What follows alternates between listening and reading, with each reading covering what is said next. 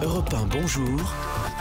Le journal des sports. Avec Jérôme Lacroix et à la une ce matin, Jérôme, l'histoire de l'ogre et de l'Avignonnais. Le tennisman vorace à l'appétit infini sur terre battue, Rafael Nadal en lice cette année pour le gain d'un 10e Roland-Garros. Et le dernier, c'était il y a 3 ans. Déjà, il affronte aujourd'hui l'Avignonnais Benoît Paire. L'insaisissable, le volcanique, mais aussi doué qu'ambitieux. C'est l'affiche du jour à Roland-Garros. Nadal Paire, le Français, veut frapper un grand coup porte d'Auteuil. C'est un petit peu l'homme à battre. Il a gagné Madrid, il a gagné Barcelone, il a gagné Monte-Carlo. Ça va être un match très compliqué, mais je sais que j'ai les capacités de faire quelque chose de bien.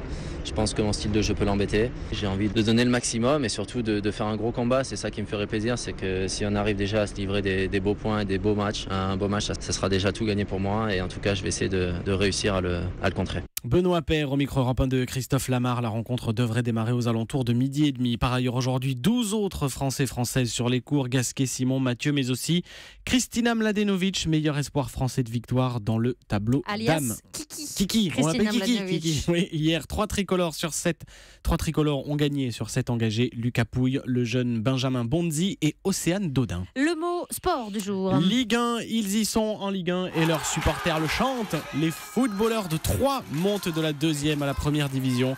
À la faveur hier soir d'un nul 0-0 en Bretagne chez les Lorientais. C'était le match retour des barrages. Ainsi, les Lorientais tombent eux en 2e division. Émotion toute particulière côté troyen pour le vétéran emblématique du club, Benjamin Nivet, 40 ans. Cette saison m'a rempli de joie avec un groupe extraordinaire. De toute façon, on ne peut pas faire des choses comme ça si on n'a pas un groupe très solide et qui va dans le même sens. On est passé au plus par les barrages. C'est la première saison où il y a des barrages depuis 93 contre une Ligue 1 qui a quand même l'avantage d'être une Ligue 1 avec la qualité de joueurs de Ligue 1, une intensité. Donc du coup, voilà, on a fait vraiment l'exploit. Benjamin Nivet au micro Europe 1 de Loïc Folio. Nivet, buteur providentiel lors du match aller de ces barrages mercredi dernier, remporté 2-1. Les Troyens retrouvent la Ligue 1 un an seulement après l'avoir quitté. En bref, le cycliste français Thibaut Pinot au pied du podium du 100e Tour d'Italie, 4e à l'issue de la dernière étape. Hier, c'est Tom Dumoulin qui remporte la compétition, première pour un Néerlandais.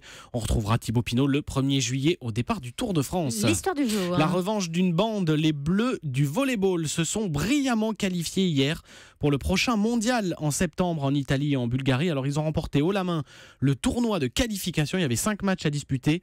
Aucun set concédé et un ultime succès hier devant un public lyonnais bouillant face aux Allemands balayés 3-7-0. Ces Français champions d'Europe en titre, c'était en 2015, et face du coup un peu la déception des JO brésiliens l'été dernier. Ils avaient été éliminés dès le premier tour. Eh ben, on comptera sur eux à l'automne prochain pour ce mondial de volley. Merci Jérôme Lacroix et à demain pour cette Europe 1. Bonjour.